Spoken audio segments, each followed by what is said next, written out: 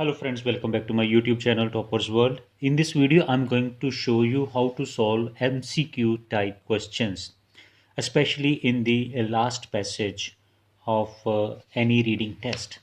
So here I have chosen passage 3 from Cambridge 15. The book that I'm using, Cambridge 15 Academic, test 1 passage 3, which is about exploration. Exploration means finding, researching something, investigating something, or discovering something. And the first question, the writer refers to visitors to New York to illustrate the point that. Which point the writer wants to refer? Writer refers to visitor. Exploration is an intrinsic element of human being. Means exploration means investigating or discovering something is a basic element which is we are getting from our ancestors, which makes us human being. So exploration is something in our blood. Most people are enthusiastic about exploring. Exploration can lead to surprising results. Most people find exploration daunting. Daunting means difficult task. Okay, we will go to the paragraph 1 because second question is from second paragraph. 28th question is from second paragraph. So obviously this will be from the first paragraph. Okay, we are all explorers. We are all human beings are explorers. Our desire to discover, then share the newfound knowledge. We have all one desire that we want to learn new things, get new knowledge, and later on share with our near and dear ones. Is a part what makes us human. This thing makes us human. So what things makes us human? The desire to get knowledge. So this thing is intrinsic in us. So we get the answer from the first line that searching new knowledge is a hidden quality, something is in our blood. Okay, so writer also uh, use the word visitors to New York. So we will now focus on the line where the New York is there. So this is in the last subways of New York. So I just want that in order to be sure we need to read the last line as well. Just as it nowadays no doubt helps the last nomadic Penan maintain their existence in the developed forest of Borneo, and a visitor negotiate the subways of New York. So example is that a nomadic means those who move from one place to other place. They find something new in the forests of Borneo. On the other hand, a civilized person, a visitor, finds subways of New York. They also find something new. So they just took the reference of New York over here to tell that the writer wants to tell that we all having a desire to find a new knowledge. So I think now the explanation that I have just given you will help you decide the answer, and my according the answer is 27th A, because other points are not discussed in the paragraph. Question number 28. According to the second paragraph, what is writer's view of explorers? So what writer thinks about explorers? Explorers means those persons who um, invent or discover new things. Now I'm going to read the second paragraph. Over the years, we have come to think of explorers as a peculiar breed. So writer says that explorers are special people. Peculiar breed means special people, different from the rest of us and different from those of us who are merely well traveled. Even perhaps there is a type of person more suited to seeking out the new, and a type of a caveman more inclined to risk venturing out. So that's, however, doesn't take away from the fact that we all have this inquiring instinct. We all have inquiring mean asking, knowing, researching something. So this instinct, this basic habit we all have even today, and that's in all sort of professions. Whatever the professions we are doctor, engineer, scientist, biologist, astronomer, Borders of unknown are being tested these days. So all these people who are belonging to different kind of profession, they all every day try to find out something new. They try to reach up to the borders of unknown things. So overall, this passage says that irrespective of our profession, we are all having one common quality, that we all human beings like to know something unknown or something secret in this world. So answer is, their discoveries have brought both benefits and disadvantages. This is not discussed. There is no information about benefits and disadvantages. Their main value is teaching others. No, there is no information like this. They act on an urge that is common to everyone. Yes, they have a desire which is common to everyone, irrespective of their profession. It is mentioned that all the professionals, whatever the area of work they belong to, they have a hidden desire to find something new. So C is the right answer. They tend to be attracted to certain professions that than others. So there is no such information some people like to are interested in other professions and some are in others. So 28th answer is C. 28th question answer is right answer is C. Next is, the writer refers to a description of Egdon Heath to suggest that. So writer refers to a description. Writer is describing some about this noun. This is a noun, Egdon Heath. I don't know this is the name of a person or a place. What? So what he suggests or about this, let's find it out. So in the third paragraph, we got Egdon Heath. Thomas Hardy set some of his novels in Egdon Heath, a fictional area of uncultivated land. So, what is Egdon Heath? It's an imaginary place, maybe any village or any countryside area, uncultivated, having no agriculture activity there, and used the landscape, used the scenery around or the different locations around to suggest the desires and fears of his characters. So he used this Egdon Heath description of this to express the emotions and feelings of his characters that he used in his novel. So a valuable information we got. So let's find out by matching with options. Hardy was writing about his own experience of exploration. Hardy was mistaken about nature of exploration. Hardy's aim was to investigate people's emotional states. Hardy's aim was to show attraction of isolation. So information in sentence C is clearly matching with emotions.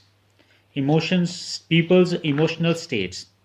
The emotional states are fears, desires. These are two emotional states. And the rest of the information in this paragraph, we just check it out. Explorer and travel Peter Fleming. Okay, movement. Explorer returns to existence, left behind loved ones. The traveler who has. So there is nothing to find out, and answer we already got in the first two lines. So the answer is the question number 29 answer is C.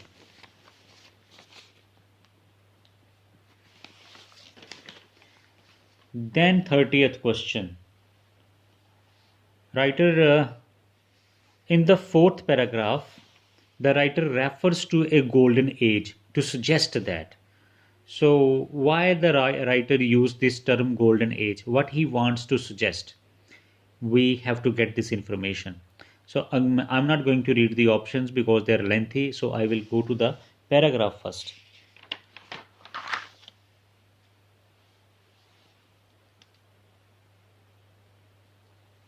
So this golden age word is written here in the fourth paragraph, golden age. Okay.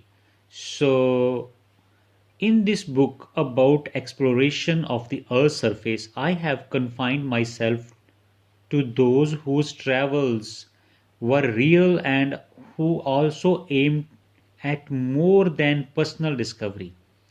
So writer says that he have confined I have confined myself, means I am interested in only those travels which are not personal. They are meant for discoveries for all. But that still left me with another problem, the word explorer. So what do you mean by the word explorer here? Has become associated with the past era. So word explorer is used in the past time. We think back to a golden age as if exploration peaked somehow in 19th century. In 19th century, that was the peak time when many exploration and findings were done by the different explorers. As if the process of discovery is now on decline, though the truth is that we have named only 1.5 million of this planet species. So after 18th century, that is called golden age period. So what is meant now? Now the interest of the people is declining in exploring new things, and the fact is that only half a million of this planet species and more than 10 million, there may be more than 10 million that not included, including bacteria. So writer says that still there are 10 millions, even they are not including bacteria. These things we still have to find out their names. We have studied only 5% of the species. Okay, we have scarcely mapped the oceans, floors, these things we haven't done yet, and know even less about ourselves. Even we don't know much about ourselves. We fully understand the working of only 10% of our brain. So humans only know about the 10% of their brain, working of their brain. So still there is too much that the humans have to find out, but their interest is declining after this golden age. Golden age referred here the time when there was too much interest of the people in finding new things, and they found many things, but still there are a lot of things that we still don't know their names and about their attributes and qualities and features. So there is a lot of information about this planet we don't know. So question was, golden age suggests that amount of useful information produced by exploration has decreased. No. Fewer people are interested in exploring than in the 19th century. No, there is no reference of the people. Recent developments have made exploration less exciting. We are wrong to think that exploration is no longer necessary. Yes, this is the answer. We are wrong. We think that we have found enough. But the writer says that we have just 5% of this planet, of this nature we know. And even human beings all know about their brain only 10%. 10% of their brain they know. It means that it is wrong to think that we have found enough information about this nature and this planet. The answer to 30th question's answer is D. 31st. In the sixth paragraph, when discussing the definition of exploration, the writer argues that. So there is a confusion regarding the meaning of exploration, the definition.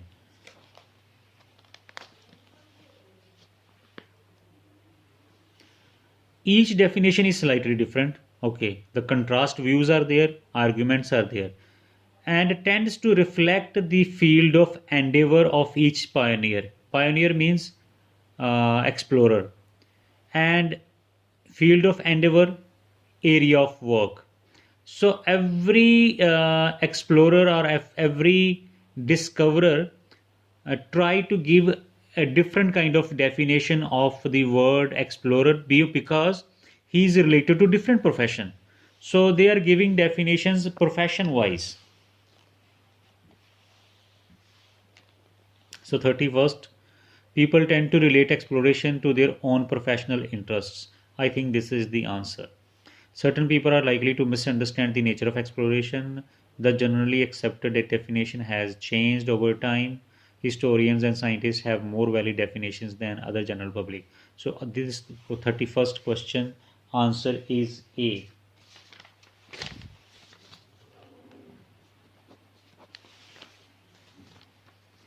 32nd. In the last paragraph, the writer explains that he is interested in. So, writer is interested in what?